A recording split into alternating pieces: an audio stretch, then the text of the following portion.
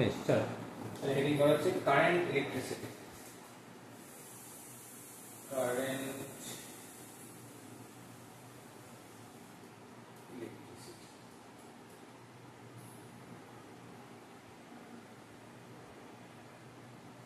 দেখো প্রথমত হচ্ছে ইলেকট্রিসিটি, আমরা যখন ইলেকট্রিসিটি ব্যাপারে বলছি, ঠিক আছে, ইলেকট্রিসিটি হচ্ছে যে দু রকম হতে পারে। মানে ইলেকট্রিসিটি বলতে আমরা কি বোঝাই বেসিক্যালি, ঠিক আছে, ধরো আমরা চার্জ সম্বন্ধে পড়েছি, দু রকমের চার্জ হয়, পজিটিভ আর নেগেটিভ। এই চার্জ যখন অ্যাকুমুলেট করছে কোনো একটা জায়গাতে, this accumulation of charges can be regarded as electricity, ঠিক আছে। তাহলে প্রথমে আমি লিখবো ইলেকট্রিসিটি পার্টটা বলতে কি বোঝাচ্ছে। ইলেকট্রিসিটি মানে হচ্ছে basically accumulation of charges, accumulation of charges, ঠিক আছে। Okay fine. এই যে চার্জগুলো অ্যাকুমুলেট করলো, এবার এরা এরকম হতে পারে যে এক জায়গায় অ্যাকুমুলেট করে কনস্ট্যান্ট থাকছে, ঠিক, বা হতে পারে যে অ্যাকুমুলেট করে ফ্লো করছে। তাহলে যদি অ্যাকুমুলেট করে এক জায়গায় কনস্ট্যান্ট থাকে, ঠিক আছে, তাহলে আমরা সেটাকে বলবো হচ্ছে স্ট্যাটিক ইলেকট্রিসিটি, যেটা আমাদের ক্লাস 10-এ আপাতত নেই, ক্লাস 12 এবার পড়বে। আর আরেকটা কেস হতে পারে যেখানে আমাদের চার্জটা ফ্লো করছে, সেই চার্জটা ফ্লো করলে আমরা সেটাকে বলবো কারেন্ট ইলেকট্রিসিটি। তার মানে কিন্তু কারেন্ট মানে ইলেকট্রিসিটি ব্যাপারটা কিন্তু আমরা যেটা অ্যাকচুয়ালি বলি সবসময় ফ্লো করে তা কিন্তু নয়। Electricity can be both at rest as well as motion. কারণ ইলেকট্রিসিটি মানে basically accumulation of charge, group of charges, সেটাকে ইলেকট্রিসিটি বলছি। এবার সেটা ফ্লো করতে পারে, রেস্টও থাকতে পারে। তাহলে আমরা যদি এই চার্জগুলো, ঠিক আছে, এই যে চার্জগুলো বললাম, এই চার্জ যদি রেস্টে থাকে, ঠিক আছে, তখন আমরা সেটাকে বলবো স্ট্যাটিক ইলেকট্রিসিটি, ঠিক আছে। আর যদি হচ্ছে চার্জ মোশনে থাকে, তখন আমরা সেটাকে বলবো কারেন্ট ইলেকট্রিসিটি। আমাদের সিলেবাসে স্ট্যাটিক ইলেকট্রিসিটি পার্টটা নেই, শুধু কারেন্ট ইলেকট্রিসিটি পার্টটা আছে, সুতরাং আমরা এই কারেন্ট ইলেকট্রিসিটি ব্যাপারটাতেই কনসেন্ট্রেট করব, ঠিক আছে। ওকে বেশ, ঠিক আছে।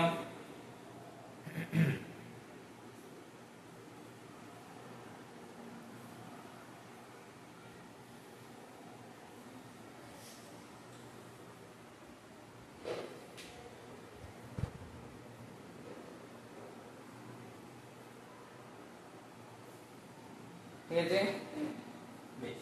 এবার ভেবে দেখো আমরা অ্যাটমের মধ্যে যে চার্জ পার্টিকেল গুলো আছে, ঠিক আছে, সেই চার্জ পার্টিকেল আমরা জানি অ্যাটমের মধ্যে দু রকমের হয়। মানে সাব অ্যাটমিক পার্টিকেল তিনটে আছে, প্রোটন, নিউট্রন, ইলেকট্রন। তার মধ্যে চার্জ ইন নেচার হচ্ছে প্রোটন আর ইলেকট্রন, নিউট্রনটা নিউট্রাল ইন নেচার। তাহলে আমরা যখন বলছি ইলেকট্রিসিটি অ্যাকুমুলেশন অফ চার্জেস, সেটা আইদার পজিটিভ চার্জ বা নেগেটিভ চার্জ দুটি হতে পারে, ঠিক কথা। কিন্তু যখন আমরা পার্টিকুলারলি কারেন্ট ইলেকট্রিসিটির কথা ভাবছি, মানে সেখানে চার্জ ফ্লো করছে, মোশনে আছে, ভেবে দেখো কোন ধরনের চার্জ, মানে বেসিক্যালি আমি যদি সাব অ্যাটমিক পার্টিকেলগুলোর কথা ভাবি, কারা ফ্লো করতে পারে, প্রোটন, ইলেকট্রন বা নিউট্রন, এই তিনটে সাব অ্যাটমিক পার্টিকেলের মধ্যে কারা ফ্লো করতে পারে বা কারা মুভ করতে পারে, ইলেকট্রন। কারণ প্রোটনস এন্ড নিউট্রনস এদের মুভ করার কোনো, নিউক্লিয়াসে টাইটলি বাউন্ড, এদের মুভ করার কোনো জায়গা থাকছে না, সুতরাং টাইটলি বাউন্ড, সুতরাং এদের সেই মুভ করার কোনো মানে এটাই আসছে না, ঠিক আছে। ওকে, তাহলে এটা বেসিক্যালি কি হচ্ছে, টাইটলি বাউন্ডেড। ইলেকট্রনটা একমাত্র যেহেতু অরবিটসে ঘোরে, কোনো কোনো ক্ষেত্রে ইলেকট্রনসরা এনার্জি এক্সট্রা বাইরে থেকে পেলে তখন তারা কি হয়, তারা ওই অ্যাট্রাকটিভ ফোর্সটা, অ্যাট্রাকটিভ ফোর্স অফ নিউক্লিয়াস থেকে ওভারকাম করে এক্সাইটেড স্টেটে চলে আসে এবং সেই ক্ষেত্রে অ্যাটম থেকে বাইরে বেরিয়ে আসতে পারে। এবং অ্যাটম থেকে বাইরে বেরিয়ে এসে তারা কি হচ্ছে, ওই যে ইন্টার অ্যাটমিক স্পেস, এটা ধরো আমি যদি আয়রন রড নিয়েছি, তাহলে সেই আয়রন রডের মধ্যে ইন্টার অ্যাটমিক স্পেস, সেই ইন্টার অ্যাটমিক স্পেসটার মধ্যে ফ্রিলি মুভ করতে পারে, and this are called free electrons, ঠিক আছে। ওকে, তাহলে আমরা যখন কারেন্ট ইলেকট্রিসিটি কথা বলছি, তাহলে যখন কারেন্ট ইলেকট্রিসিটি কথা বলছি, বা যেটাকে আমরা সিনোনিমিক্যালি কারেন্টটা শুধু বলে থাকি, ঠিক আছে, আমরা যখন কারেন্ট বলছি বেসিক্যালি এক কথায় কারেন্ট ইলেকট্রিসিটি বোঝাচ্ছে। তাহলে কারেন্ট ইলেকট্রিসিটি মানে চার্জ কি বলতে পারি, চার্জ ফ্লোয়িং থ্রু মেটেরিয়াল, ঠিক আছে।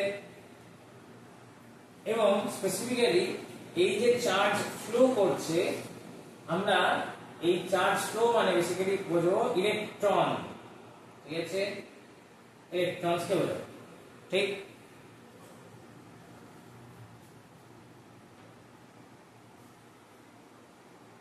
ওকে, চল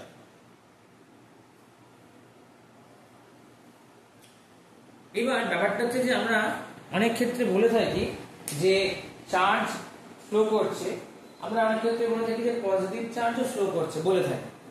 তাহলে প্র্যাকটিক্যালি এটা অ্যাকচুয়ালি ফিজিবল নয় যে পজিটিভ চার্জ ফ্লো করতে পারে। ফ্লো অ্যাকচুয়ালি করছে নেগেটিভ চার্জ মানে ইলেকট্রনরা, ঠিক আছে। তাহলে আমরা কোনো কোনো ক্ষেত্রে যে বলে থাকি পজিটিভ চার্জ ফ্লো করছে, ব্যাপারটা কিরকম ভেবে দেখো। হ্যাঁ এক্স্যাক্টলি, আমরা ধরে সময় একটা এরকম কন্ডাক্টর আছে, কন্ডাক্টরের দুটো এন্ড আছে, এই একটা এন্ড আছে, এই একটা এন্ড আছে, ঠিক আছে। আমরা বলছি যে এই এন্ডটাতে এসব মতন 10 খানা ইলেকট্রন আছে, ঠিক আছে। আর ধরো সাপোজ এই এন্ডটাতে 2 খানা প্রোটন আছে, ঠিক আছে, ওকে সাপোজ আমি বলছি।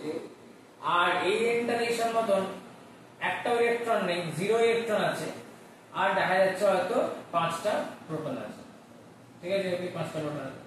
এবার কি হচ্ছে, প্রোটনসরা ফ্লো করতে পারবে না, ঠিক আছে, প্রোটনসরা ফ্লো করতে পারবে না, তাহলে ফ্লো করবে কারা, ইলেকট্রনরা। তো কি হবে, এইখানে এসব মতন 10টা ইলেকট্রন আর 2টো প্রোটন, ঠিক আছে, তার মানে ওভারঅল 8টা নেগেটিভ চার্জ আছে, ঠিক আছে। আচ্ছা, আর এখানে ওভারঅল কি আছে, 0 খানা ইলেকট্রন আছে, ঠিক আছে। এবার তাহলে এই সময় আমি কি বলি যে এই সময় এই দিকে ইলেকট্রন কম আছে, এদিকে বেশি আছে, এদিক থেকে ইলেকট্রন ফ্লো করতে শুরু করবে এদিকে, ঠিক আছে, ইলেকট্রন ফ্লো করতে শুরু করবে। ধরো আমি যদি বলি যে 2টো ইলেকট্রন ফ্লো করে চলে গেল, ঠিক আছে, তাহলে 2টো ইলেকট্রন ফ্লো করে চলে গেলে এখানে এই সময় নাম কত হয়ে গেল, 8টা ইলেকট্রন হয়ে গেল। আর এখানে একটা ইলেকট্রন ছিল না, এখানে এখন 2টো ইলেকট্রন হয়ে গেল, ঠিক আছে। তাহলে দেখো এইদিকে ওভারঅল নেগেটিভ চার্জটা কিন্তু রিডিউস হলো।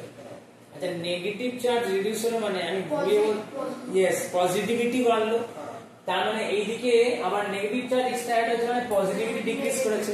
হ্যাঁ, তার মানে আমরা বলতে পারি যে অ্যাকচুয়ালি পজিটিভ চার্জটা ফ্লো করছে না, কিন্তু positivity is actually flowing in opposite direction to that of the electrons, ঠিক আছে। তো আমরা অ্যাকচুয়ালি ফ্লো করছি ইলেকট্রন বা নেগেটিভ চার্জগুলো, কিন্তু আমরা এটাকে opposite to the direction of the flow of electrons, we can consider that positive charges without the actual movement are also flowing, ঠিক আছে। এটা আমরা সেই ভিউ পয়েন্টটাকে অন্যরকম ভাবে দেখতে হবে, ঠিক আছে, কিন্তু ইট ইজ পসিবল যে পজিটিভ চার্জেস আর ফ্লোয়িং, ঠিক আছে, বুঝে গেল।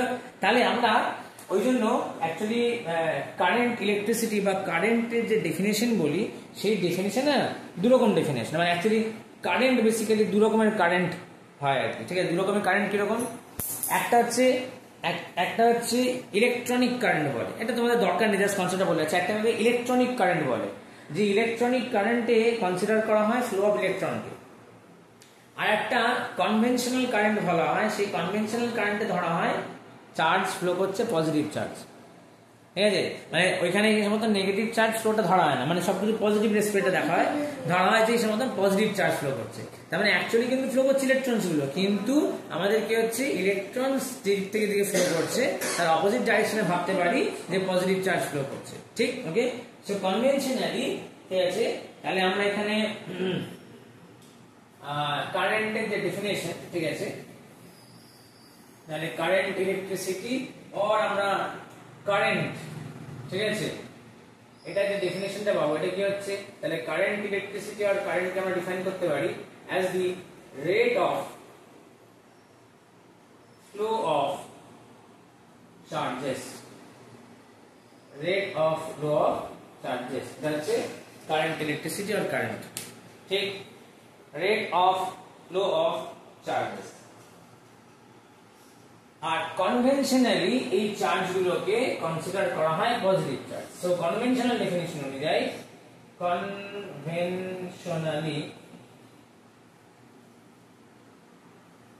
Conventionally these charges are taken as positive. Conventional definition এই যে বেশ, তাহলে এই হচ্ছে আমাদের কারেন্ট ইলেকট্রিসিটি ডেফিনেশন। তাহলে খুব সিম্পল ডেফিনেশন, কারেন্টের rate of flow of charges, ঠিক আছে। ওকে,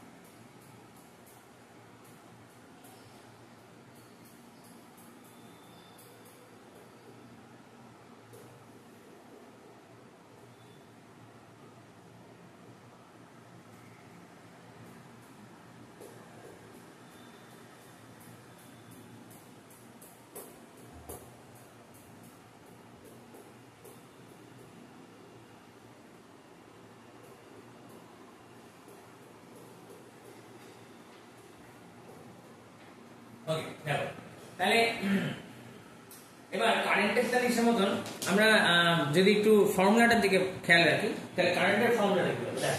আমরা বলছি rate of flow of charge.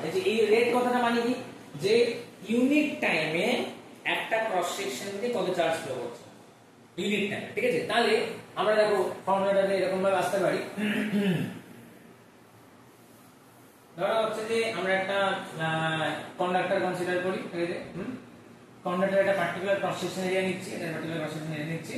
এখানে ধরো আমরা সেই অ্যান্টম্যানের, ঠিক আছে, টেকনোলজি ইউজ করে ছোট হয়ে গেছে, ঠিক আছে। অ্যান্টম্যান সিনেমা দেখে তো দেখবে, ভালো সিনেমা, খারাপ না। অ্যান্টম্যানের কি হচ্ছে, অ্যান্টম্যান আমরা টেকনোলজি ইউজ করে যে মানুষ, ঠিক আছে, ছোট হয়ে যায়, একদম ছোট ছোট মানে মলিকুলার লেভেলে হয়ে যেতে পারে, ঠিক আছে, আবার অনেক বড় হয়ে যেতে পারে, ঠিক আছে।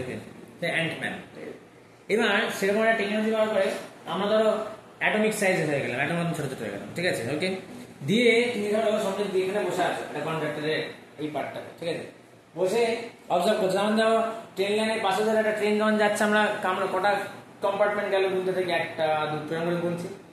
তো আমরা ধরো এখানে বসে তুমি ধরো মতন 30 সেকেন্ড ধরে বসে থাকলে আর অবজার্ভ করলে কটা ইলেকট্রন যাচ্ছে, ঠিক আছে। তুমি দেখলে এখান থেকে এরকম ভাবে এই সারফেসটা দিয়ে মানে ক্রস সেকশনটা দিয়ে মানে এরকম পারপেন্ডিকুলার ধরো এই সময় n নাম্বার অফ ইলেকট্রনস গেল, ঠিক আছে, n নাম্বার অফ ইলেকট্রনস গেল।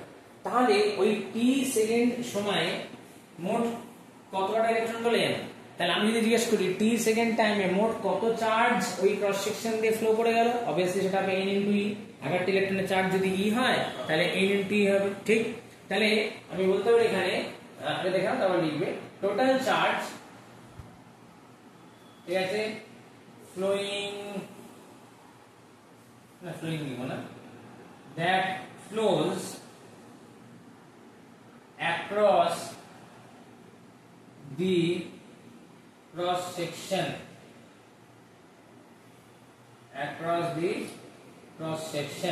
এটা কত হচ্ছে, টোটাল চার্জ হচ্ছে n * q লিখলাম ইকুয়ালস টু n * e, ঠিক আছে। ওকে, এবার আমি বলছি যে কারেন্ট মানে এটা কত টাইমে, এটা হচ্ছে ইন টাইম t,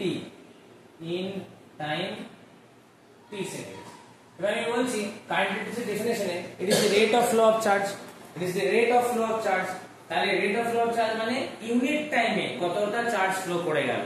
তাহলে অবভিয়াসলি আমরা ইউনিটের মেথড অ্যাপ্লাই করি, যে t সেকেন্ডে চার্জ ফ্লো করে যাচ্ছে q, 1 সেকেন্ডে তাহলে কত চার্জ ফ্লো করবে q/t মানে n/t। তার মানে সেটাই হয়ে গেল কারেন্টের definition. therefore current I is equals to charge per unit time মানে q বাই t মানে হচ্ছে n * e বাই ঠিক আছে, n * e বাই t। এটা হলো আমাদের তাহলে কারেন্টের ফর্মুলা। ঠিক না? ঠিক আছে সমৃদ্ধি, ঠিক আছে তো?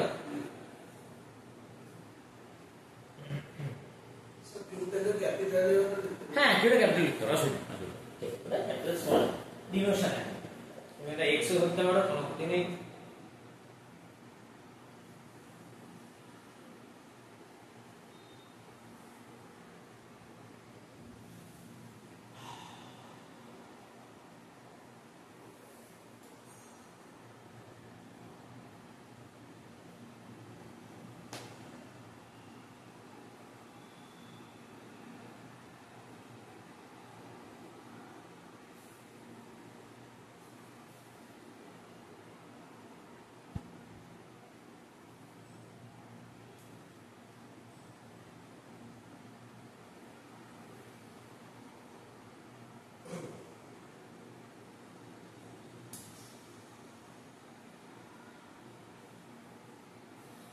ওকে ঠিক নাই।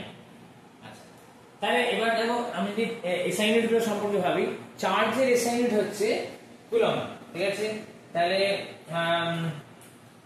এসআই ইউনিট ঠিক আছে অফ চার্জ কি হচ্ছে কুলম্ব, সি ও ইউ এল ও এম বি ক্যাপিটাল সি দিয়ে নোট করা হয়। ঠিক আছে, টাইমের হচ্ছে আমরা জানি সেকেন্ড। ঠিক আছে, এস দিয়ে নোট করা হচ্ছে। ওকে, তাহলে কারেন্ট ইলেকট্রিসিটি সমিতি, কারেন্ট ইলেকট্রিসিটি যে এসআই ইউনিটটা হবে কি হবে কুলম্ব পার সেকেন্ড। ঠিক, তাহলে কারেন্ট আই এর এসআই ইউনিট হবে কুলম্ব পার সেকেন্ড, মানে এটাকে আমরা বলি হচ্ছে কি বলি, এটাকে বলে হচ্ছে ampere capital A.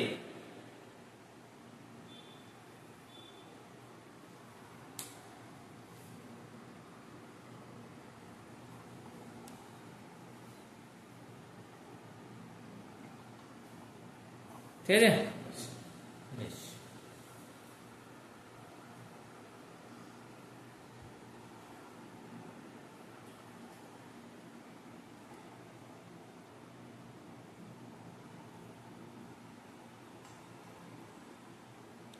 Okay fine. তাহলে এসআই ইউনিট অফ কারেন্ট কি হলো অ্যাম্পিয়ার। ঠিক আছে, ঠিক। তাহলে বলো দেখি ইমরান, যদি আমাদের 1 অ্যাম্পিয়ার 1 অ্যাম্পিয়ারকে ডিফাইন করতে বলা হয় তাহলে আমরা কিভাবে ডিফাইন করব?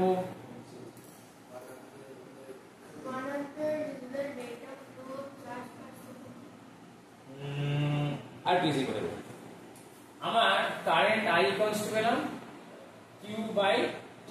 ঠিক আছে, কিউটা যদি আমাদের ধরে দেখো यस 1 কুলম্ব হয়, টিটা যদি 1 সেকেন্ড হয়, তখনই কারেন্টটা 1 অ্যাম্পিয়ার হবে। ঠিক, যে কোনো ইউনিটের ডেফিনিশন বারবার বলছি, ফর্মুলাটা খেয়াল করো, সেখানে দেখে যাবে। তাহলে 1 অ্যাম্পিয়ার কারেন্ট কাকে বলবো? Is that current which when flows on a charge of 1 coulomb passes through a cross section of the conductor in 1 second। ঠিক আছে, চলো তাহলে লিখে নাও, এটা লিখো প্রথমে I equals to 1 coulomb, এটা লিখে নাও,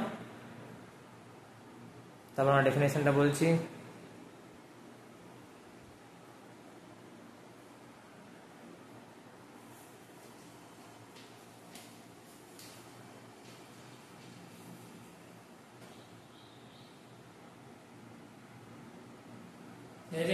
তাহলে আমরা লিখবো 1 ampere is that current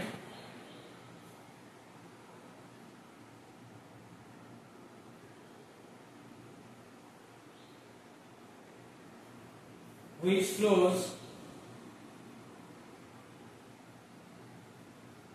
when a charge of 1 coulomb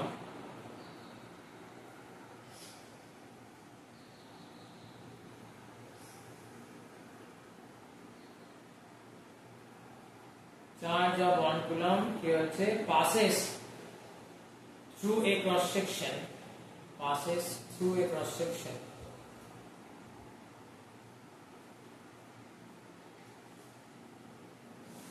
of the conductor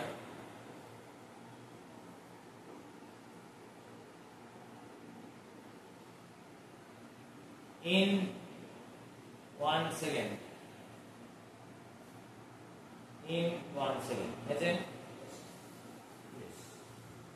হলো।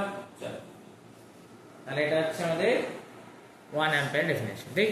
আচ্ছা আরেকটা কোশ্চেন অনেক সময় আসে, মানে এটা তুমি আগেও পড়েছো, যে 1 অ্যাম্পিয়ার কারেন্ট ফ্লো করা মানে যদি জিজ্ঞেস করা হয় কত কটা ইলেকট্রন ফ্লো করে গেল, এই একটা 1 অ্যাম্পিয়ার ওরা 1 কুলম্ব চার্জ ফ্লো করছে, কিন্তু তার মানে কি একটা ইলেকট্রন, তাহলে 1, হ্যাঁ তার মানে আমাদের কি করতে হবে, আমাদের ধরো যদি বলি তাহলে 1 অ্যাম্পিয়ার মানে কত ইলেকট্রন, মানে 1 কুলম্ব মানে কত ইলেকট্রন বার করলে তো হয়ে যাবে। আমি যদি বলি যে 1 অ্যাম্পিয়ার কারেন্ট ফ্লো মানে কতটা ইলেকট্রন ফ্লো করছে, সেটা 1 কুলম্বে কতটা ইলেকট্রন সেটাই হবে। তাহলে আমরা কি লিখেছিলাম, q ইকুয়ালস লিখেছিলাম n ইনটু e লিখেছিলাম, এখানে n টা q টা 1 কুলম্ব, n টা বার করতে হবে, একটা ইলেকট্রন চার্জ করতে 1.6 into 10 to the power minus 19 coulomb, তাই তো, ঠিক। তাহলে এখান থেকে n ইকুয়ালস কি লিখতে পারি, 1 by 1.6 into 10 to the power minus 19, এটা উপরে গেলে 10 to the power 10 to the পাওয়ার শুধু 19 হচ্ছে, বাই 1.6 থেকে 16 বাই 10 লিখলাম, তার মানে এটা 10 টু দি পাওয়ার 20 বাই 16 হয়ে গেল, ঠিক কি না। এবার 10 টু দি পাওয়ার 20 থেকে কাজ করো, আমরা যদি একটা দুটো শূন্য নিয়ে নিই, মানে 100 বার করে নিলাম, তাহলে কত হলো 100 ইনটু 10 টু দি পাওয়ার 18, ঠিক আছে, বাই 16, এবার 4 দিয়ে কাটো, এটা 25, 4 দিয়ে কাটলে কত হচ্ছে 4, ঠিক আছে, 25 বাই 4 ডিভাইড করো, পাবে 6.25, তার মানে এটা আসবে equals to 6.25 into 10 to the power 18 electrons, ঠিক আছে। তাহলে 1 অ্যাম্পিয়ার কারেন্ট যখন একটা ক্রস সেকশনে ফ্লো করছে, নাম্বার অফ ইলেকট্রনস কত ফ্লো করে যাচ্ছে, 6.25 into 10 to the power 18 electron, ঠিক আছে, বুঝলো, ঠিক আছে।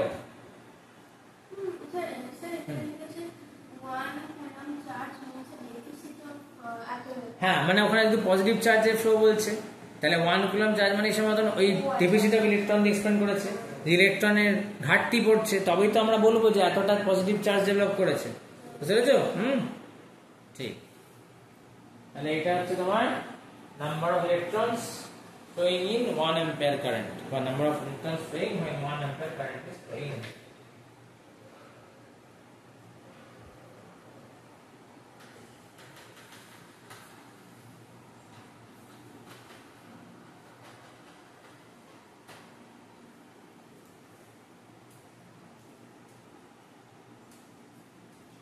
Is it? Yes.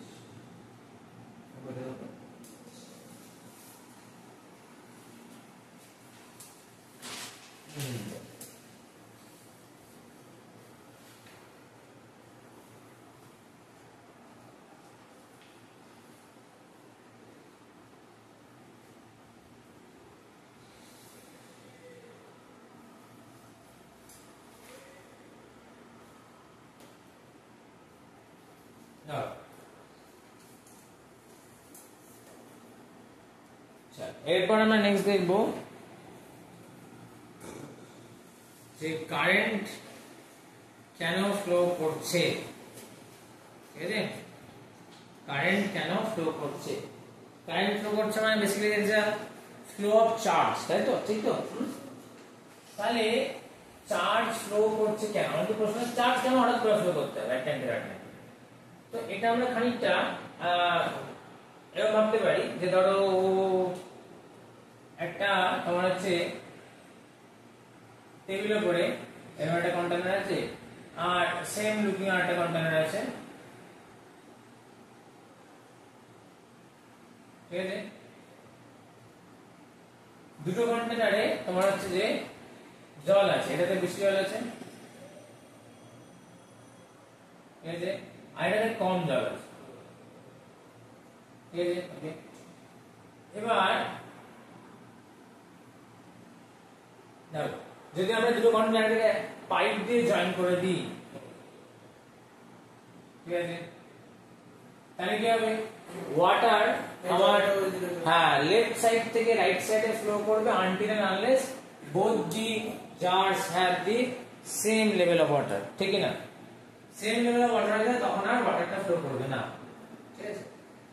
তো চার্জ বা কারেন্ট ফ্লো এর ক্ষেত্রে কিছু সিমিলার কনসেপ্ট ইউজ করা হয়, যে চার্জ ফ্লো হচ্ছে মানে there must be some kind of difference, ঠিক আছে। এবার মজার ব্যাপার হচ্ছে আমরা এরকম ভাবতে পারি, মানে সাধারণভাবে কম্পারিজনটা আসতে পারে, স্যার তাহলে যেরকম বললেন এখানে জল বেশি গিয়ে জল কম, তাহলে কন্ডাক্টরে একটা এন্ডে বেশি ইলেকট্রন আর একটা এন্ডে কম ইলেকট্রন, সেই ইলেকট্রন ফ্লো করছে, ঠিক না? তাই তো, তাই তো। এটা এক্সপ্রেশনটা খুব একটা ভুল নয়, আবার ভুল, ঠিক আছে।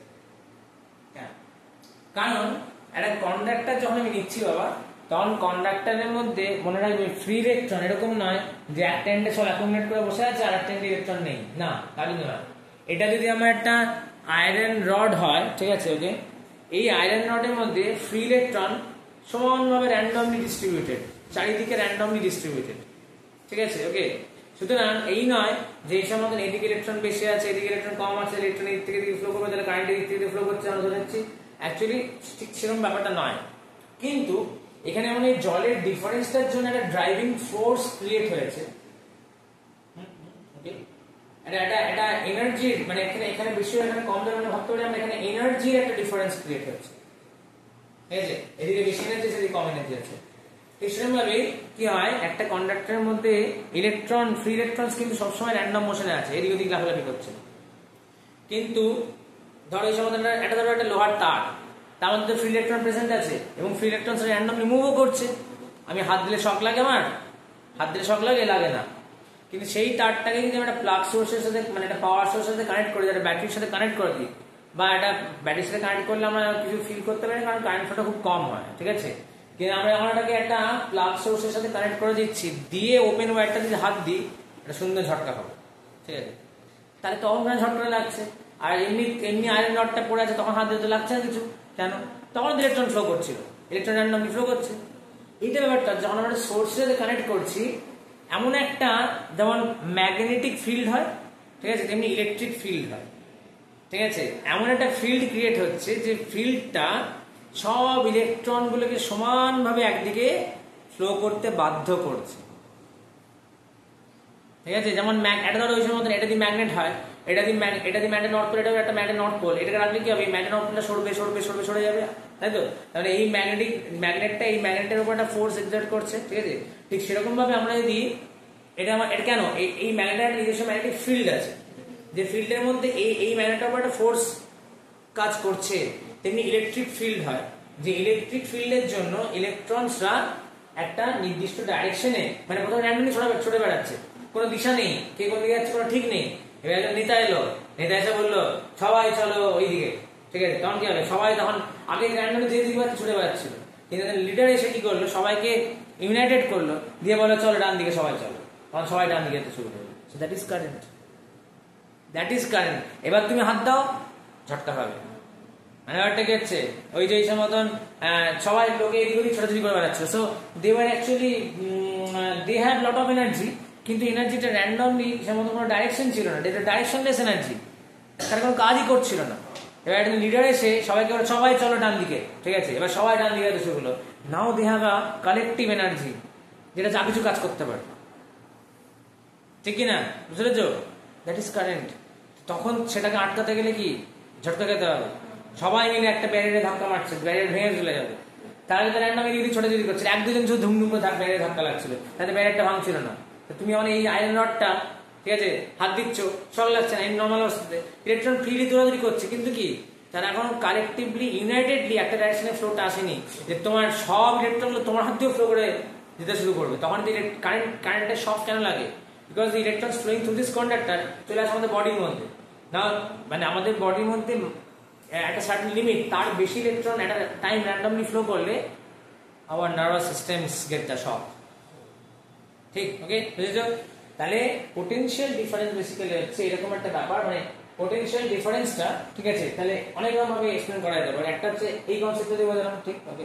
তাহলে ওই ফিল্ডের মানে ফিল্ডটা কাজ করার জন্য কিন্তু অ্যাকচুয়ালি ইলেকট্রনস গুলো একটা এন্ড থেকে আরেকটা এন্ডে, মানে ধরো এই মতন এই কন্ডাক্টরে, ধরো ভেবে দেখো এই কন্ডাক্টরে র্যান্ডম ইলেকট্রনস গুলো আছে কন্ডাক্টরের মধ্যে, ঠিক আছে, এই কন্ডাক্টরের এই পাশে একটা খুব হাই মানে লার্জ পজিটিভ চার্জ বসিয়ে দিয়েছি, সেই লার্জ পজিটিভ চার্জ কি করবে, সব ইলেকট্রন গুলোকে টানতে শুরু করবে, তো তখন ইলেকট্রন গুলো ইউনাইটেডলি কালেকটিভলি টুগেদার কি হবে, এইদিকে ফ্লো করতে শুরু করবে, আর যেই ইলেকট্রন এদিকে ফ্লো করতে শুরু করলো তখন আমরা বলবো যে পজিটিভ চার্জ দিকে ফ্লো করছে, ঠিক? তার মানে উই আর গেটিং কারেন্ট, ঠিক আছে? বুঝতে পেরেছো কনসেপ্টটা ছিল? ওকে, এইবার মানে পোটেনশিয়াল ডিফারেন্স কে অ্যাকচুয়ালি মানে আমরা পোটেনশিয়াল বা পোটেনশিয়াল ডিফারেন্স কে এনার্জি টার্মসেই ডিফাইন করার চেষ্টা করব। তাহলে এখানে বুঝতে পারলে, এখানে ক্লিয়ার তো? হ্যাঁ, ওকে। এবারে হেডিং করা হচ্ছে পোটেনশিয়াল। প্রথমে আমরা পোটেনশিয়াল বলবো, তারপর potential difference. Potential of A point, potential of a point কারে কয়?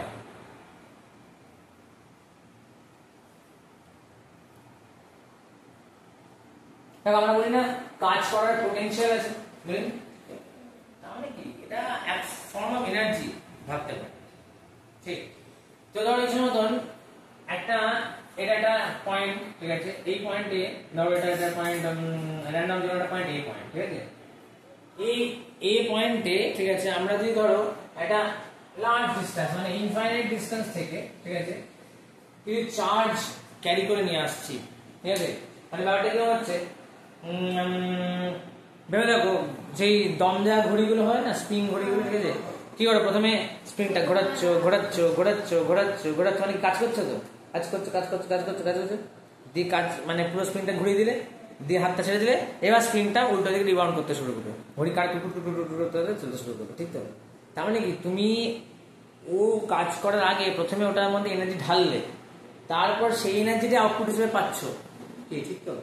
তাহলে এবারে দেখো আমরা যদি এই পয়েন্টে আমার কোনো চার্জ নেই, কিছু চার্জ না, ঠিক আছে? ওকে, আমরা ইনফাইনাইট ডিসটেন্স থেকে কিউ কুলম্ব অফ চার্জ, ঠিক আছে, Q coulomb of charge infinite distance থেকে এই পয়েন্টে ক্যারি করে নিয়ে এলাম, ঠিক আছে? আচ্ছা, ক্যারি করে নিলাম মানে কিরকম, ওই আবার আমরা অ্যাটমিক লেভেলে নিয়ে থেকে ছোট করে নিয়েছি, ঠিক আছে? দিয়ে ওই ইনফাইনাইট ডিসটেন্স এটা ঝোলা নিয়ে গেছি, চার্জ ভরেছি, ঠিক আছে? ভরে পজিটিভ চার্জ ভরে ব্যাক করে নিয়ে এসে আমরা এই পয়েন্টে নিয়ে আসছি, ঠিক আছে? ওকে, তাই তার জন্য কিছু কাজ করতে হলো তো, কাজ করতে হবে না, ঠিক আছে? বাজারে গেলে এক ব্যাগ ভর্তি সবজি নিয়ে আসলে, ঠিক আছে? তাহলে কি কাজ করলে তো, ঠিক আছে? Your doing some work. তাহলে আমরা এই Q coulomb of charge infinite distance থেকে পয়েন্ট এ তে নিয়ে আসতে ওয়ার্ক করলাম W জুল, ঠিক আছে? ওয়ার্ক করলাম W জুল। তো পোটেনশিয়াল অফ দিস পয়েন্ট এ কে কি করে ডিফাইন করা হয়, মানে এটা ফিজিক্সের ভাষাতে ডেফিনেশনটা এরকম ক্রিয়েট করা হয়েছে, অন্যভাবে ক্রিয়েট করা যেতে পারে, সেটা মানে ডেফিনেশনটা এরকম ক্রিয়েট করা হয়েছে। দেখো পোটেনশিয়াল অফ পয়েন্ট এ কে আমরা ডিফাইন করা আছে V, নিচে সাবস্ক্রিপ্টে লিখলাম A, is the work done, ঠিক আছে, in bringing unit positive charge। তাহলে টোটাল কিউ চার্জ কে ক্যারি করে নিয়ে আসতে W জুল ওয়ার্ক করেছি, তাহলে ইউনিট মানে 1 কুলম্ব চার্জ কে ক্যারি করে নিতে কত ওয়ার্ক করব, including method W/Q। Total Q charge কে ক্যারি করে নিয়ে আসতে যে ওয়ার্ক করেছি W, তাহলে 1 কুলম্ব চার্জ কে ক্যারি করে নিয়ে আসতে ওয়ার্ক করব W/Q। Success, this is the potential of point A, ঠিক আছে? তাহলে পোটেনশিয়াল অফ পয়েন্ট এ আমরা কি পাচ্ছি, W/Q। W এসআই হচ্ছে জুল, ঠিক আছে? So it's joule per coulomb মানে জুল কুলম্ব ইনভার্স, এটাকে আমরা বলি অর এটাকে আমরা বলি ভোল্ট, ঠিক আছে? এসআই ইউনিট অফ পোটেনশিয়াল কি বুঝে গেল, ঠিক আছে? তাহলে আগে এখানটা লিখে নাও, কমেন্ট ডেফিনেশন বলে দিচ্ছি, এবার লিখে নেবে, বই লেখা আছে তাহলে লিখে প্র্যাকটিস করে নেয় ভালো।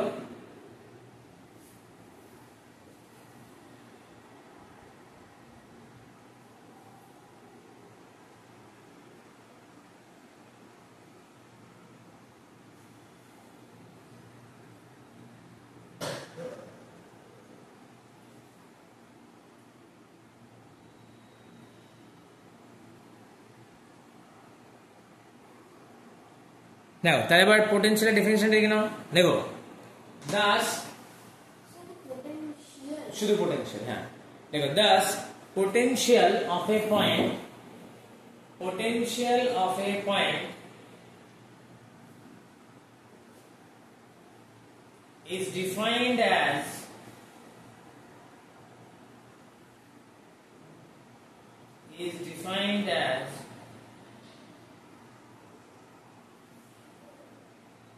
the amount of work done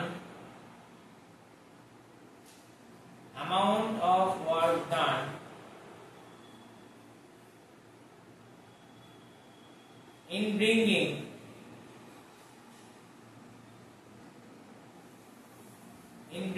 is 1 coulomb of charge, 1 coulomb of positive charge, देखो 1 coulomb of positive charge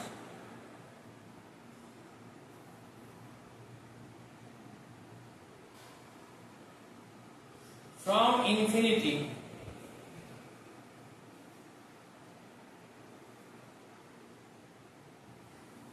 कैसे 1 coulomb of charge from infinity to that point.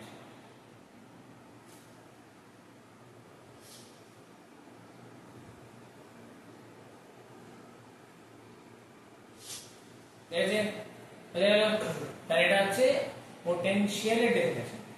তাহলে এবার যদি বলা হয় তাহলে পোটেনশিয়াল ডিফারেন্স মানে কি? ঠিক আছে, পোটেনশিয়াল ডিফারেন্স, হ্যাঁ মানে পোটেনশিয়াল ডিফারেন্স যখন বলবো না তখন আমরা ওই চার্জটাকে যেমন ওটা ইনফাইনাইট ডিসটেন্স থেকে ক্যারি করে নিয়ে আসছিলাম, এইবার হ্যাঁ এবার পোটেনশিয়াল ডিফারেন্স থেকে ইনফাইনাইট ডিসটেন্স থেকে না নিয়ে এসে ফাইনাইট দুটো ডিসটেন্সের মধ্যে চার্জটাকে আমরা মুভ করব। তাহলে এরপরে নেক্সট লেখা হচ্ছে পোটেনশিয়াল ডিফারেন্স।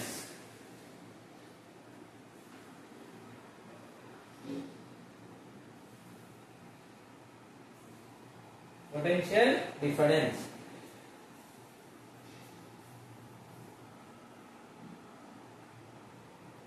হচ্ছে পোটেনশিয়াল ডিফারেন্স।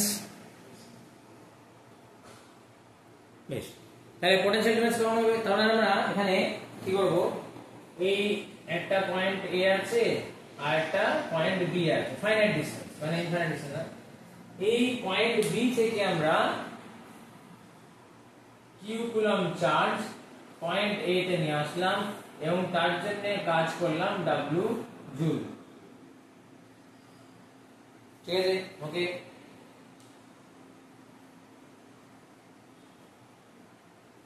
তখন তাহলে potential difference between the points A and B delta V দিয়ে লিখি পোটেনশিয়াল ডিফারেন্স কে V A minus V B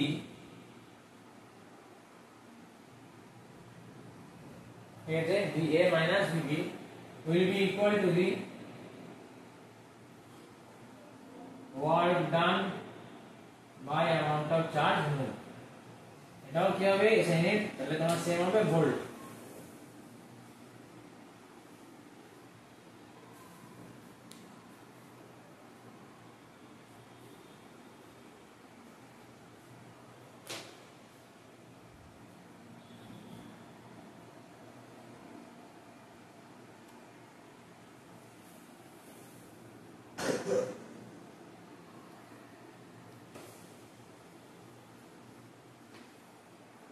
ওকে, ঠিক। পোটেনশিয়াল ডিফারেন্স বুঝে গেল।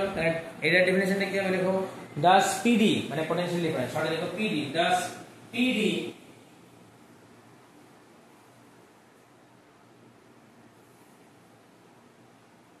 between 2 points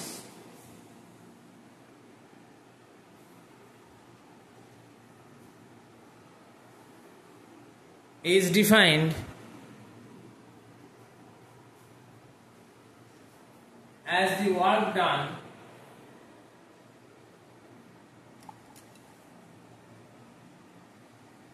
in moving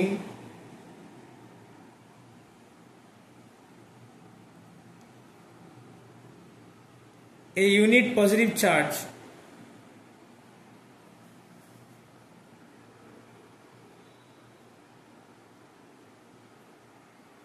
from one point to another point।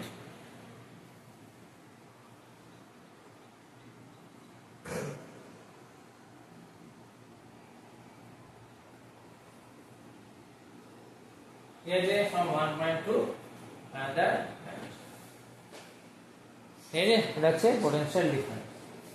তাহলে potential difference আর potential তফাৎ তো সমান নেই, বুঝতে পেরেছো? ক্লিয়ার তো?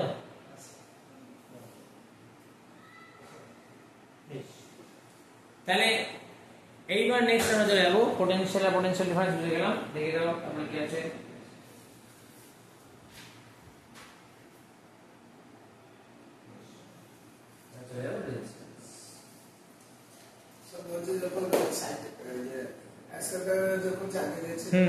তখন একটা বাদ ফুটে গেছিল, দিয়ে বল বল পেনটা দিয়ে সার্কিটে কানেক্ট করেছিল।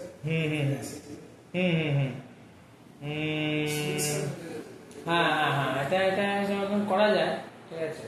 কারেন্ট ফ্লোটা খুব মানে ওই পোটেনশিয়াল ডিফারেন্সটা হাই হলে একটা ইনসুলেটরের মধ্যেও কারেন্ট ফ্লো করতে পারে, ঠিক আছে। সেই হিসাবে এটা করা গেছিল।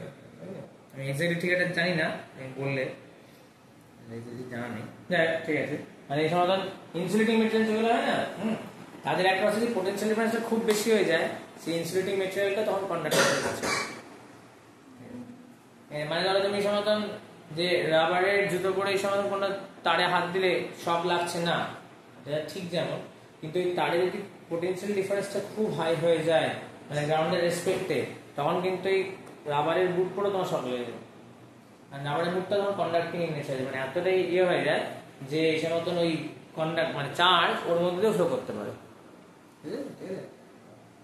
বেশ, ঠিক আছে। তাহলে এখানে মধ্যে ক্লিয়ার হয়েছে পোটেনশিয়াল ডিফারেন্স পর্যন্ত, ঠিক। বেশ,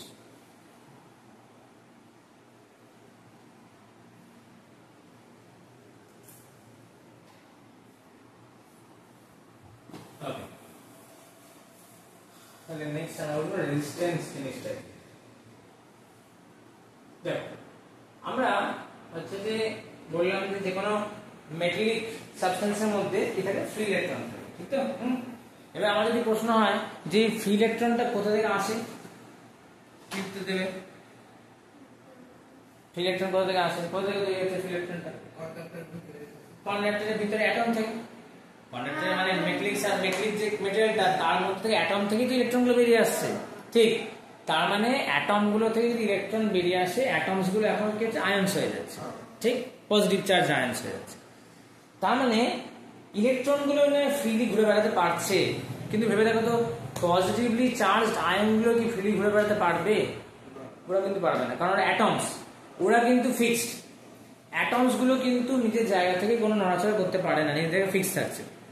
তাহলে প্রশ্নটা হচ্ছে অ্যাটম গুলো যদি নিজের জায়গায় ফিক্স থাকে, ঠিক আছে, তাহলে ইলেকট্রন গুলো যখন মুভ করতে যাবে তখন ভেবে দেখো তো ওই অ্যাটম গুলো মানে ফিক্সড আয়ন্স যেগুলো, তারা ইলেকট্রনের ফ্লোটাতে কি বাধা সৃষ্টি করবে, একটা অপোজিশন ক্রিয়েট করবে।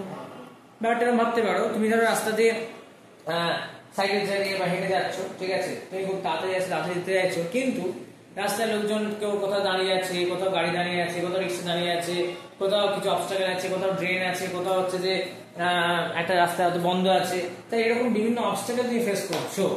তাহলে তুমি যদি নিজেকে একটা ফ্রি ইলেকট্রনের সাথে কম্পেয়ার করো, আর এই সবগুলোকে হচ্ছে যে ভাবো ওই কন্ডাক্টরের মধ্যে ঠিক ওই অপোজিশন যেমন তুমি ফেস করছো, ঠিক সেরকম ভাবে ইলেকট্রনও তো কি হচ্ছে বিভিন্ন জায়গাতে অপোজিশন ফেস করছে, ঠিক।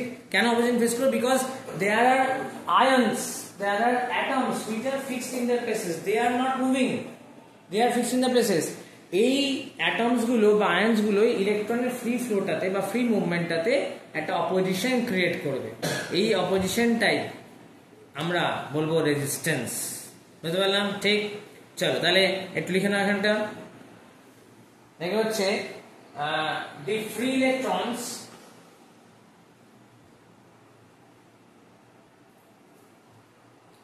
free electrons are generated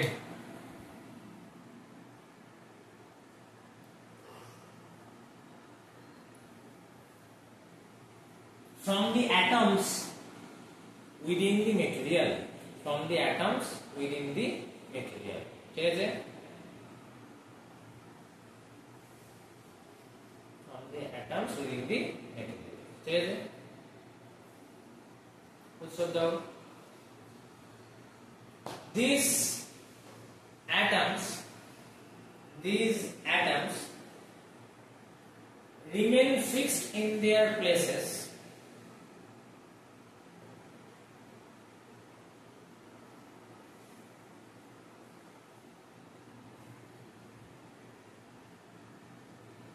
and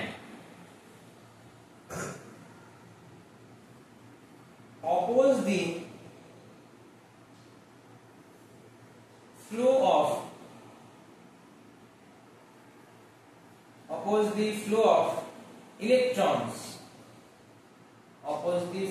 electrons within the material.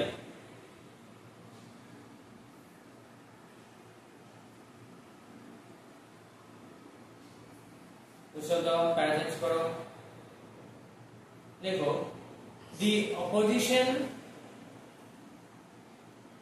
slash obstruction, opposition बोलते हैं obstruction बोलते हैं, obstruction offered to the flow of electrons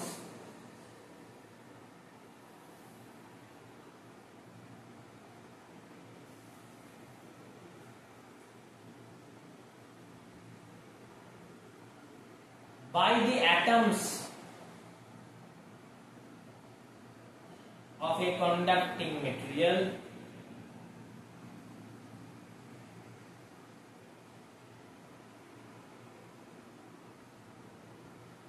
is called resistance.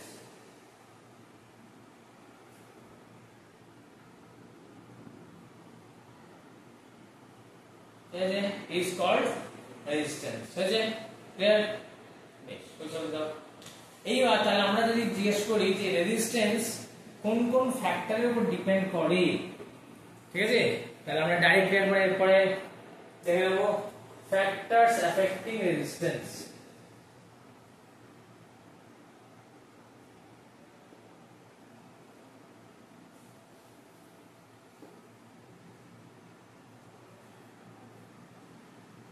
Factors affecting resistance, এই যে দেখো কি ফ্যাক্টর আছে।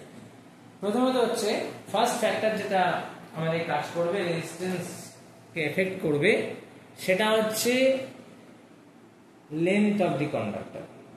এটা একটু কম্পেয়ার করে ভাবো, তুমি ধরো এই মতন সমৃদ্ধি ধরে রাখো, তুমি এইখান থেকে ধরো হচ্ছে যে কার্জন গেট যেতে যাচ্ছো, ঠিক আছে, তো এইখান থেকে কার্জন গেট যে লেন্থ অফ দ্য রোডে ধর যেতে যেতে তুমি সমতন দুইজন জনের সাথে দেখা হলো, দাঁড়ালো, কথা বললে, বেশ কিছু সমতন আস্তে যেতে অপোজ মানে কোথাও তো রিক্সা উল্টো দিকতে আসছে, কোথাও গাড়ি উল্টো আসছে, এই সময় স্লো ডাউন হচ্ছ, তাহলে যতটা তুমি বাধা পাচ্ছ, যতটা তুমি রেজিস্ট্যান্স পাচ্ছ, আর ভেবে দেখো তুমি তোমার বাড়ি থেকে মানে একদম সেই আপনি থেকে ওখান থেকে আসছো, ঠিক আছে, ওইখান থেকে আস্তে আস্তে তুমি রেজিস্ট্যান্সটা বেশি পাবে কিনা, হ্যাঁ, মানে প্রবাবিলিটি বেশি যে আরো চারটে লোকের সাথে দেখা হবে, ঠিক আছে, আরো পিছনে দাঁড়িয়ে সময় নষ্ট হবে বা এরকম ব্যাপার, আরো বেশি রেজিস্ট্যান্স ফেস করবে।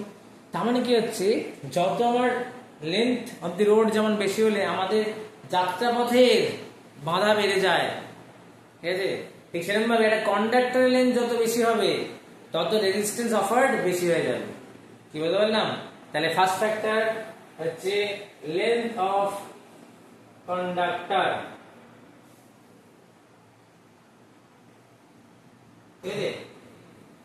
লেন্থ অফ কন্ডাক্টর, ওয়্যারও লেখা যেতে পারে, হ্যাঁ, সেটা কোনো অসুবিধা নেই, লেন্থ অফ দ্য মেটেরিয়ালও লিখতে পারো ইনফ্যাক্ট। তাহলে এখান থেকে লিখে রাখো resistance is directly proportional to the length, ব্যাস এরকম লিখলেই হবে। Resistance is directly proportional to the length, length যত বেশি রেজিস্ট্যান্স বেশি, লেন্থ কম মানে resistance com.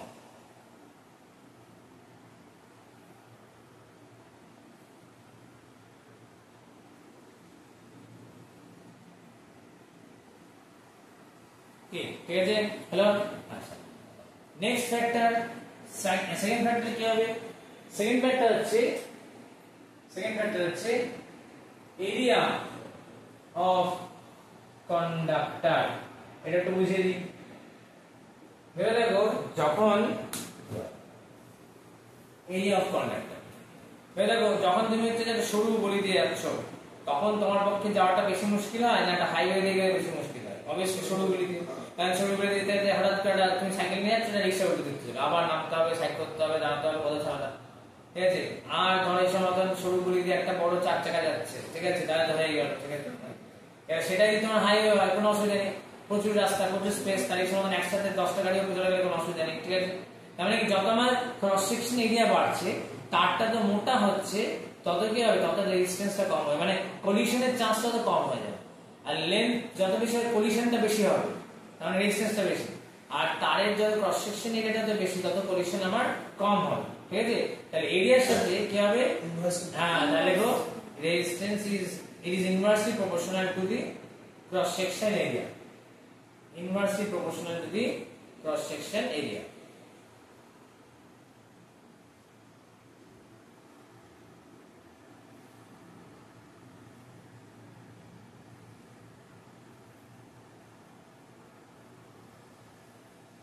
Inversely proportional to the cross section of the area. Cross section area.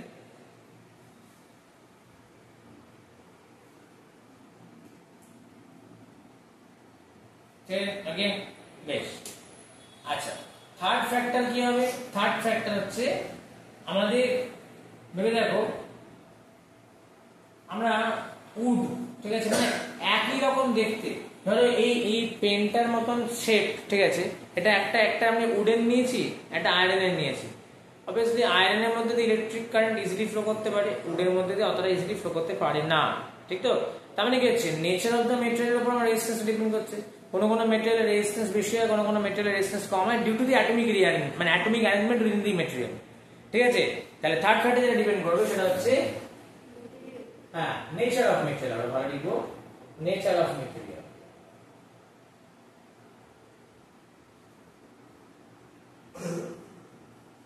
সব কপারে অ্যালুমিনিয়ামের সময় কিন্তু ভালো হয়, কপারে বেশি হয়, কপারে মানে সবথেকে রেজিস্ট্যান্স কম হয়, অ্যাকচুয়ালি ফ্লোটা সবথেকে ভালো হয়। তাহলে nature of the material.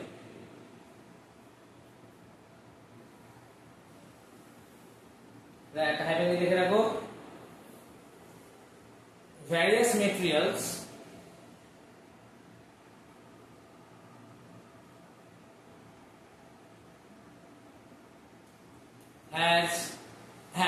various materials have different resistance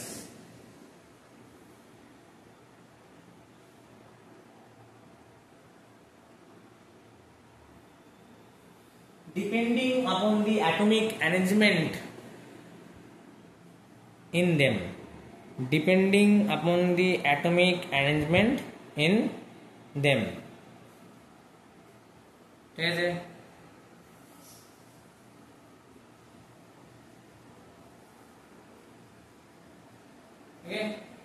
এটা হচ্ছে আমাদের রেজিস্ট্যান্স। আর ফোর্থ ফ্যাক্টর এটা ডিপেন্ড করে, সেটা হচ্ছে টেম্পারেচার।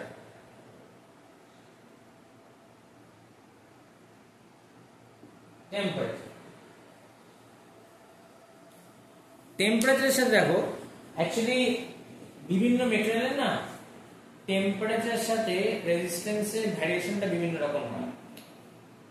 কন্ডাক্টর যদি আমি স্পেসিফিক্যালি কন্ডাক্টিং মেটেরিয়াল ধরি, তাহলে মনে রাখবে টেম্পারেচার বাড়ার সাথে সাথে রেজিস্ট্যান্স বেড়ে যায়। কেন বেড়ে যায়? না, স্পেস বেড়ে যায়। যত টেম্পারেচার বাড়ছে ওই হ্যাঁ মানে অ্যাটমস যেগুলো, অ্যাটমস তারা নিজেদের জায়গাতে ফিক্সড আছে, কিন্তু টেম্পারেচার বেড়ে গেলে তাদের ভাইব্রেশনটা বেড়ে যায়, মানে ভাইব্রেশনটা বেশি করে। ঠিক আছে, ভাইব্রেশনটা বেশি করলে মানে কি হচ্ছে, ইলেকট্রন গুলোকে তারা সহজে আটকে দিতে পারবে, কারণ তারা র্যান্ডমলি এদিক ওদিক মুভ করছে। তার মানে কি, র্যান্ডমলি এদিক ওদিক মুভ করলে ইলেকট্রনটাকে আটকানোর তাদের পক্ষে সুবিধা যাচ্ছে, মানে আমি ডান দিকে বা বাঁ দিকে খুব ফাস্ট মুভ করছে, অর্থাৎ র্যান্ডমলি ভাইব্রেশনটা বেড়ে গেছে, তাহলে ইলেকট্রন গুলোকে আটকানোটা তাদের পক্ষে সহজ হয়ে যাবে। ঠিক আছে, সো বেসিক্যালি টেম্পারেচার ইনক্রিজ করার সাথে সাথে কন্ডাক্টিং মেটেরিয়ালের, ঠিক আছে, রেজিস্ট্যান্স ইনক্রিজ করে। কিন্তু এরকম অনেক মেটেরিয়াল আছে যাদের টেম্পারেচার বাড়লে রেজিস্ট্যান্স ডিক্রিজ করে। ঠিক আছে, এরকম মেটেরিয়াল আছে যেগুলো আমরা সেমিকন্ডাক্টর মেটেরিয়াল বলি। ঠিক আছে, ওকে, মোস্টলি যেগুলো একটু মেটালয়েডস সেই সব মেটেরিয়াল, ঠিক আছে, না সিলিকন। ঠিক, তো আমরা যদি কন্ডাক্টর নিয়ে বেশি মানে আমাদের চিন্তিত, তাই আমরা লিখবো টেম্পারেচার, দেখো হাইপেন লিখবো in most of the conductors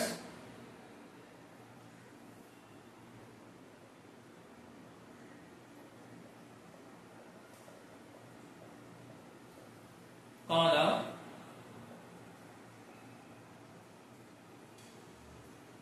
most of the conductors comma দিয়ে, resistance increases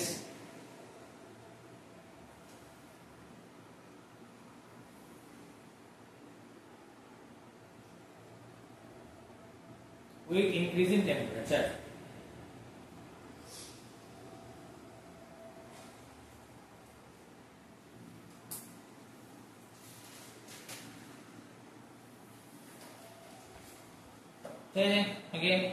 ভালো।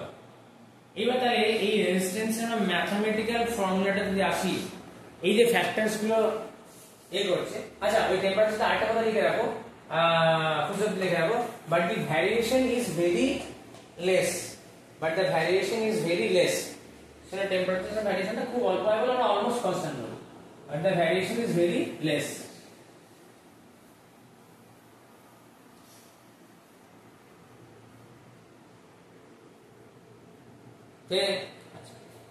দেখো এবার রেজিস্ট্যান্সটা যদি ফার্স্ট ফ্যাক্টর ধরি, resistance direct proportional to length of the conductor আমি লিখতে পারি, ঠিক বুঝেছো তো? আচ্ছা সেকেন্ড ফ্যাক্টর কি হচ্ছে, resistance is inversely proportional to the cross section area, ঠিক? তাহলে এই দুটো ফ্যাক্টরকে যদি আমরা কম্বাইন করি লিখতে পারি R proportional to L by A, ঠিক? এবার প্রপোর্শনালিটি রিলেশন থেকে যদি আমাকে ইকুয়েশনে কনভার্ট করতে হয় তাহলে একটা কনস্ট্যান্ট দিয়ে মাল্টিপ্লাই করতে হবে, ঠিক? তাহলে আমরা এখানে লিখতে পারি R is equals to rho L by A। এই রোটাকে কি বলে? রোটাকে বলে resistivity, and this is actually representing the material which you have taken, ঠিক আছে? নেচার অফ দ্য ম্যাটেরিয়াল যেটা বললাম, সেই ফ্যাক্টরটা হচ্ছে রেজিস্টিভিটিটা, মানে ম্যাটেরিয়াল চেঞ্জ হয়ে গেলে রেজিস্টিভিটি ভ্যালু চেঞ্জ হয়ে যাবে। হ্যাঁ ঠিক। তাহলে এটা হচ্ছে, এখানে আমরা একটা দাগ দিয়ে বলে দিচ্ছি, এটাকে বলে রেজিস্টিভিটি বা স্পেসিফিক রেজিস্ট্যান্স বলে, রেজিস্টিভিটি, আর এটাকে বলা হচ্ছে স্পেসিফিক রেজিস্ট্যান্স,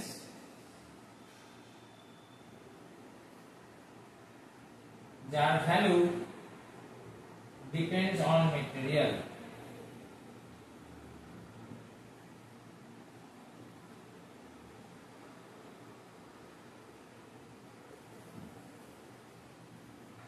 ঠিক আছে?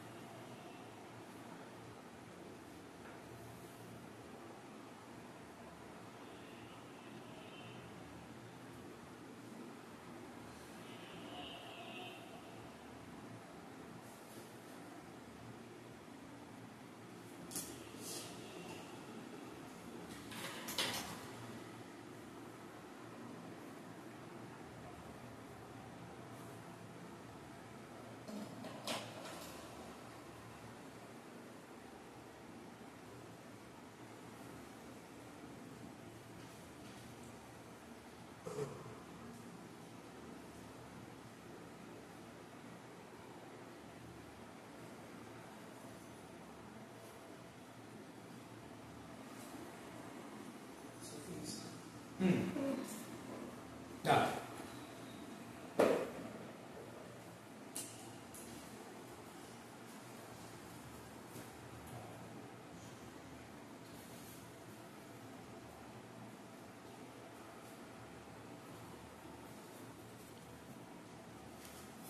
হ্যাঁ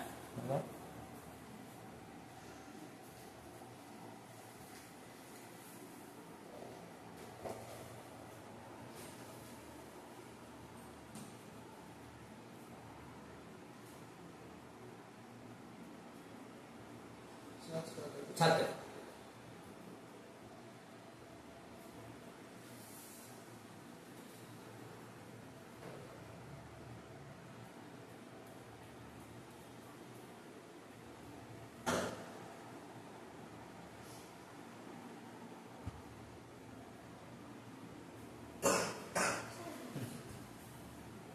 চল লেখো হচ্ছে নেক্সট, তাহলে রেজিস্ট্যান্স আমরা ফর্মুলা দেখলাম R equals to rho L by A, ঠিক আছে?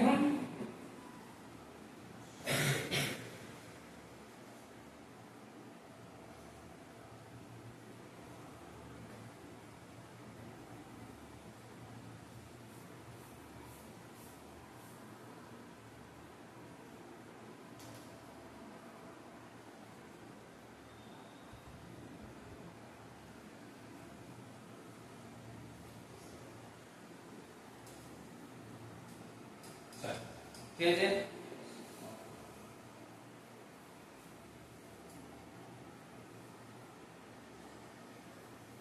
বেশ রেজিস্ট্যান্স। এবার নেক্সট আমরা দেখব হচ্ছে Ohm's law.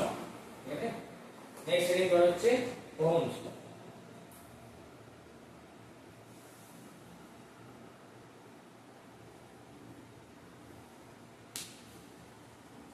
Ohm's law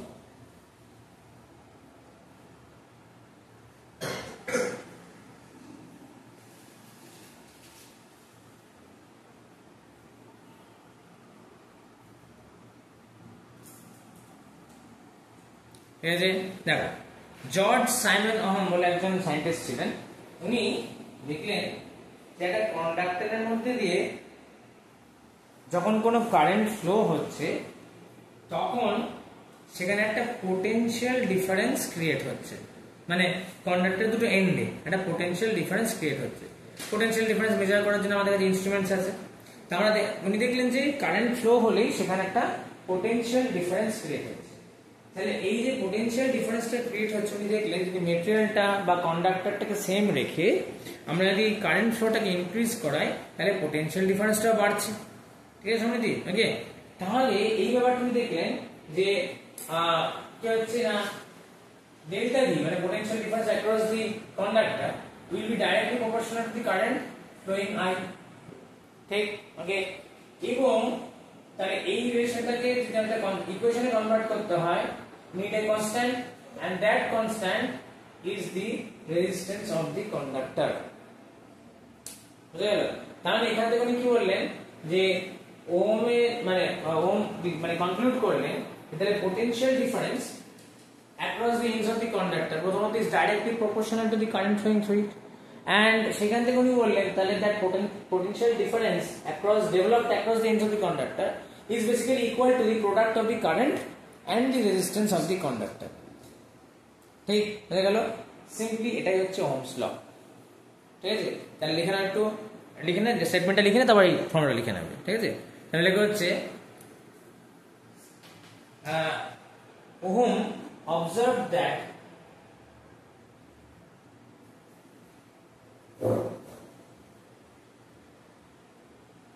the potential drop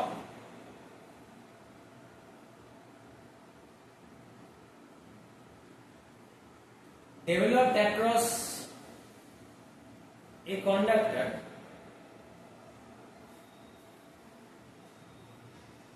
is related to the current flowing through it, is related to the current flowing through it।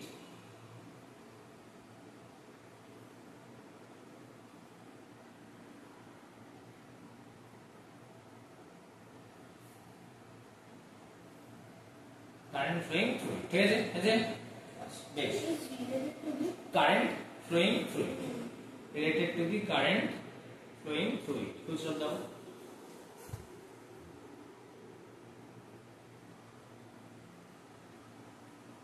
Paragraph করে লেখো, the law states that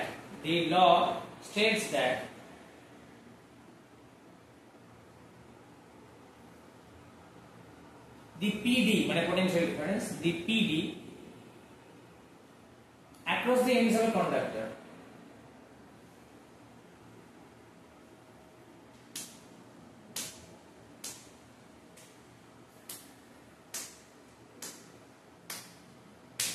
is directly proportional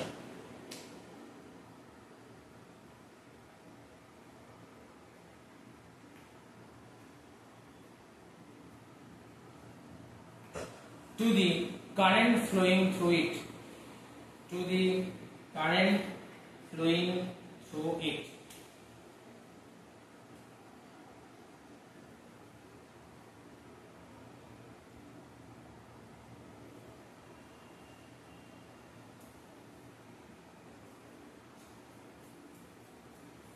ঠিক আছে, কমানে লেখো,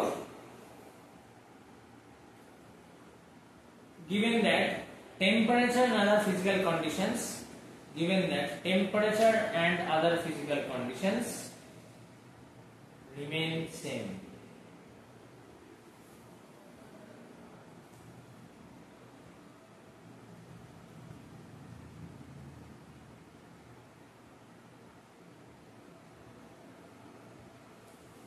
আছে remains same ঠিক full stop দিয়ে এই mathematical এটা লিখতে হবে delta V proportional to i তাহলে সেখান থেকে ডেল্টা ভি সমান r ইনটু i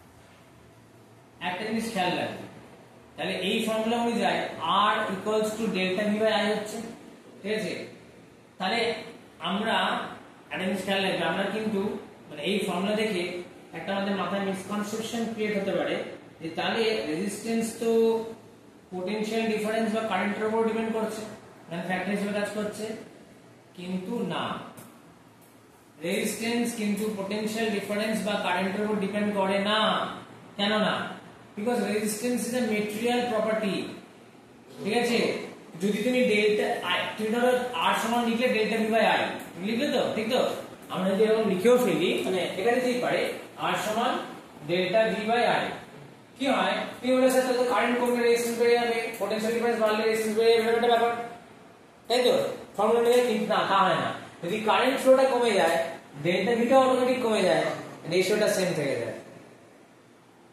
হ্যাঁ খেয়াল রাখবে সুতরাং resistance is simply a material property আমরা আগে যে পয়েন্টগুলো লিখেছি শুধু ওই ফ্যাক্টরগুলোর উপরে রেজিস্ট্যান্স ডিপেন্ড করে it does not depend on the voltage potential difference or the current flowing খুব সাবধান কিন্তু মানে এটা গন্ডগোল হয়ে যায় এগুলো কিন্তু এমসিকিউ কোশ্চেন ঠিক আছে তোমাদের অ্যাসাইনমেন্ট টাইপ কোশ্চেন দেবে এগুলো কিন্তু সেরকম কোশ্চেন কিন্তু ঠিক আছে তাহলে এগুলো তাহলে রেজিস্ট্যান্স ওহমস ল বোঝা গেল ক্লিয়ার আচ্ছা দাও আচ্ছা এখানে একটা ওহমস এর সাথেই বলে নি ওহমস এর সাথেই আছে সেটা হচ্ছে ওহমিক কন্ডাক্টর তাহলে সাবমিটিং করে নাও ওহমিক কন্ডাক্টর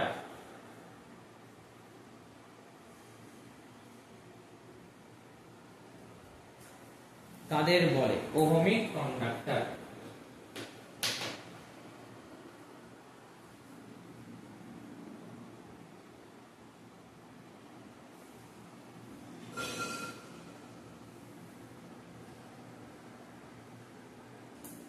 ওকে কাদের বলে লেখো the conductors which follow Ohm's law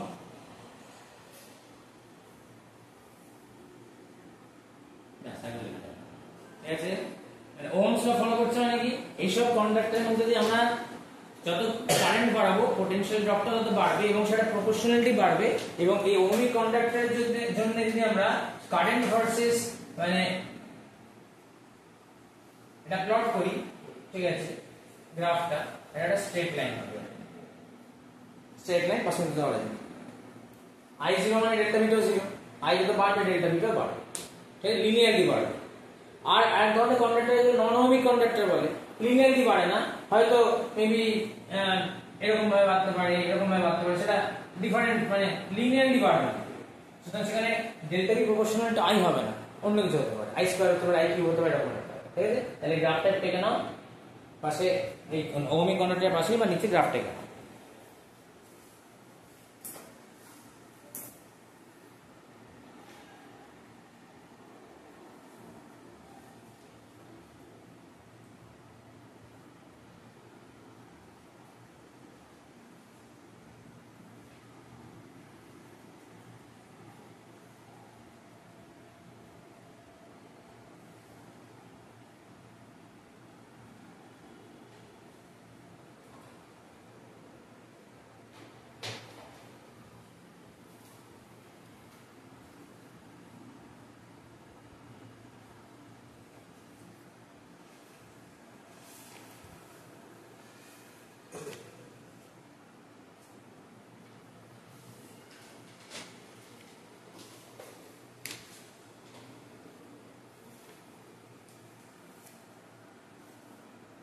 ঠিক আছে হলো বেশ তাহলে মোটামুটি আমাদের চ্যাপ্টার শেষ ফার্স্ট পার্টটা হয়ে গেল ঠিক আছে এখানে দেখো পেজ নাম্বার 193 তে দেখো একটা experimental verification of Ohm's law আছে এটা করতে হবে না এটা কেটে দাও কারণ এটা আমাদের প্র্যাকটিক্যালে মানে এই প্রজেক্ট লেখার সময় প্র্যাকটিক্যাল লেখার সময় এগুলো এটা লিখতে হচ্ছে ঠিক আছে যেমন থিওরিটিক্যাল সিলেবাসে নেই সুতরাং এটা আমরা পড়ার দরকার নেই আর লাস্টের দিকটাতে আমাদের একদম এই এই পার্টটার লাস্টের দিকটাতে যাও, পরের পেজটাতে যাও। হ্যাঁ হ্যাঁ ওইখানটাতে না, এই পরের পেজটাতে। দেখো এই লাস্টে দেখো এই সময় চয়েস অফ মেটেরিয়ালস বলে একটা দেওয়া আছে।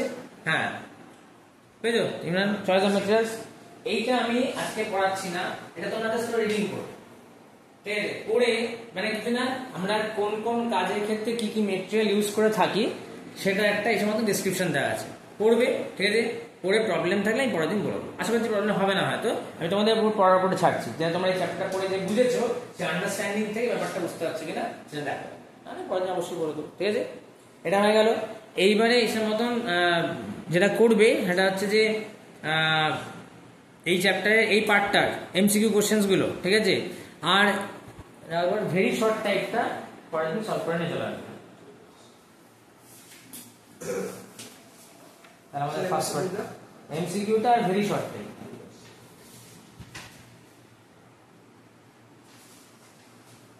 এমসিকিউ আমার 20 খানা এমসিকিউ আছে, ঠিক আছে?